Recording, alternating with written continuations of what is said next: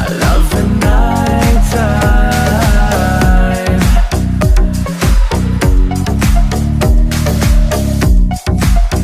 I love the night time. يا هلا فيكم في قناتي. أنا ليدي موني. قبل ما أبدأ فيديو اليوم حابة أشكركم كلكم واحدة فيكم على تفاعلكم الجميل في الفيديوهات السابقة، فألف ألف ألف شكر لكم، وربي يسعدكم مثل ما ساعدتوني وأكثر. فيديو اليوم كثير منكم طلبوا وطبعا تدللون علي اللي هو روتيني مسائي، فسويته عشانكم. فراح أكمل من الوقت اللي وقفت فيه بالفيديو روتيني الصباحي. اللي ما شافته هذا هو الرابط، تشوفه وإن شاء الله يعجبها. فتقريبا أبدأ روتين المساء على الساعة 7. أبخر البيت، خصوصا لو كنت مسوية غدا ثقيل أو في ريحة قلي أو شيء. أبخر البيت أول شيء بالمستكة، أحسها تسحب كل الروائح السيئة. بعدين أبخر بأي بخور عادي للبيت. كمان أحب أبخر الوسايد والأغطية. وبعد ما أخلص تبخير أدخل المبخرة في الدولاب وأخليها تبخر كل الملابس لحد ما تطفى. على الساعة 8 تقريبا أبدأ أحضر العشاء، إما يكون بقايا الغداء إذا كان زايد كثير، أو أحب أطبخ طبخات سريعة وسط الأسبوع. فهذه الطبخة أنا وزوجي نسميها بيتزا كذابة. الصوص هو عبارة عن مايونيز، كاتشب، بهار إيطالي، أوريغانو، وأحط كمان شوية فلفل أسود. أوزع الصوص على خبزة عربية، بعدين أحط جبنة موزاريلا والخضار، بصل، فلفل بارد، المفروض زيتون بس ما كان متوفر عندي، ممكن تحطون اللي تحبونه بالبيتزا.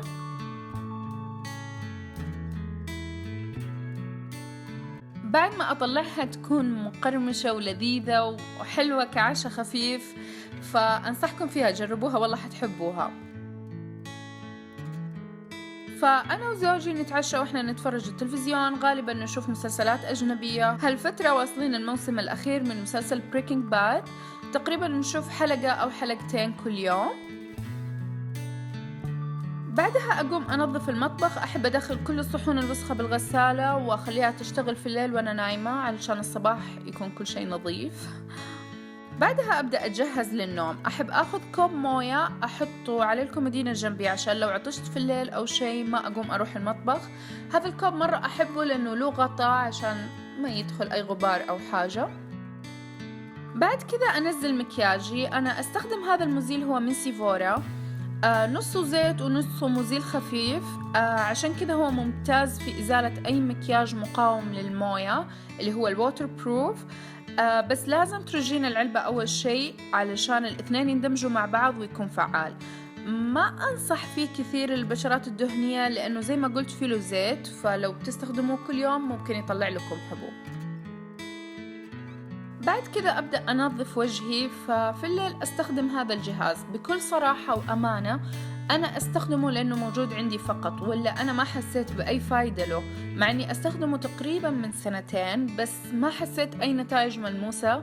فاللي تحمست وتبغى تشتريه بصراحة ما أنصحك تاخذيه. وطبعا أستخدمه مع غسولي المعتاد نفس حق الصباح، ما في أي شيء مميز في الليل. أغسل أسناني. في الليل أستخدم غسول للفم. هذه الخطوة جدا مهمة يا بنات، لأنه يقضي على أي بكتيريا بالفم، فيقلل من احتمالية التسوس عندك. هذا طبعا غير أنه يعطيكي انتعاش جميل، بس أهم شيء خذوا نوع خفيف، ويفضل أنه يكون للأسنان الحساسة. وأنا كمان ترى أخففه بالموية لأنه سمعت أنه كثرة الضر، ما أعرف قديش هذه المعلومة صح. كمان لو كنت مثقلة في الأكل أحب أستخدم هذا البخاخ المعطر للفم، تلاقوه في كل الصيدليات، جدا أنصحكم فيه، خصوصا المتزوجات رح يحبوه. بس بعدها أحب ألبس ملابس قطنية خفيفة مريحة للنوم. هذه البيجامة أخذتها من Women's Secrets. أحب شغلاتهم مرة كيوت وقطنها حلو، فشي خفيف يعني. أنا من الناس اللي جدا أحب أتعطر قبل ما أنام، أعطر وسادتي، أحس كذا أنام وأنا مخمخة ورايقة. أول ما أجلس على السرير أتفرج شوي بجوالي، أقلب أشوف الصاير إيش مو صاير. بعدها أكتب لكم تصبحون على خير في سناب. هذا سنابي للي حابة تضيفني. كل أكاونتاتي رح أحطها نهاية الفيديو كمان. بعدها أقفل الجوال، أحطه في الشاحن، وأقضي تقريبا الساعة الأخيرة من يومي كذا رايقة لوحدي بدون أي جوال بدون أي شيء. فأحب أشغل شمعة. أحاول هالوقت إنه أبعد عن الضغوطات، أريح نفسي شوية قبل ما أنام. فكمان أحب أخلي دفتر وقلم جنبي لأنه هذا الوقت هو اللي تطلع فيه الأفكار. فلو طلعت ببالي فكرة فيديو جديد أو شيء يحمس أكتبها. كمان الشغلات اللي ممكن أحتاجها للبيت أو شيء أكتبها بالنوت علشان لا أنساها. وأحط كمان على الكومودينو دايم هذه الصينية الرخام، والله ما أدري أسميها صينية ولا إيش بالضبط. المهم ترى أنا مسويتها بنفسي، فلو تبغوا الطريقة قولولي أسويها لكم بفيديو. عموما أخلي فيها شغلات العناية اللي دايم أستخدمها بالليل. فخلوني أفصل لكم الشغلات واحدة واحدة. أحط فيها شراريب ثقيلة، الجو في الليل مرة يقلب بارد، فهذه تفيدني لأنه طويلة ومن جوا قماش ثقيل ويدفي. بس أحط كريم الأقدام يا بنات، هذا مرة روعة من جد، غير لي رجولي، بس لازم تستمرون عليه. هو موجود في كل السوبر ماركتات والصيدليات، رخيص أظن ب12 ريال أو شيء. بس أهم نقطة، لازم تمسجون رجولكم. المساج يخلي رجلك بسرعة تمتص الكريم وتستفيد منه، بالإضافة إلى أنه طبعا يريح رجلك، يمشي الدم فيها بعد يوم طويل، خصوصا لو كنت تشتغلي في المطبخ ولا شغلات كتير أو تمشي وتسوي شغلات، فالمساج جدا يريح جسمك.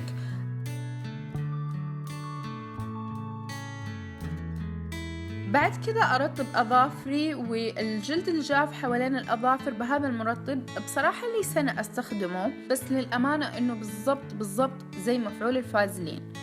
فأحطه حوالين الظفر ومن تحته، كمان أحاول أدلك الأظافر شوي. رح يفيد الناس اللي هالمنطقة عندهم جدا جافة وتطلع لهم كذا قشور.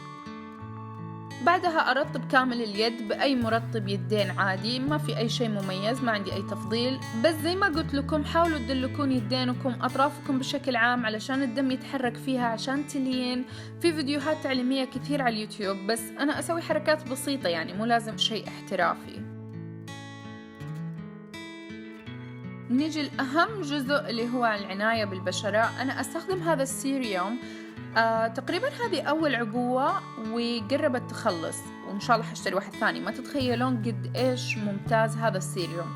هو عبارة عن سيريوم هايلورونيك أسيد، أظن إنه كده اسمه صح.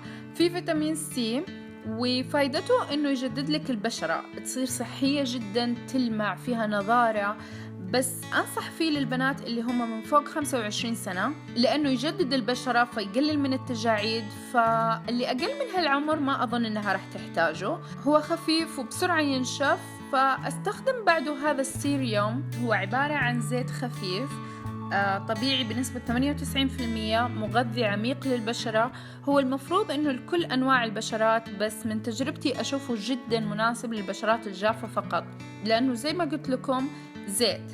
أنا مرة فادني ورطب بشرتي لأنها جافة، بس الدهنية بصراحة ما أدري كيف رح يفيدهم، فاللي عندها تجربة يا ريت تفيدنا.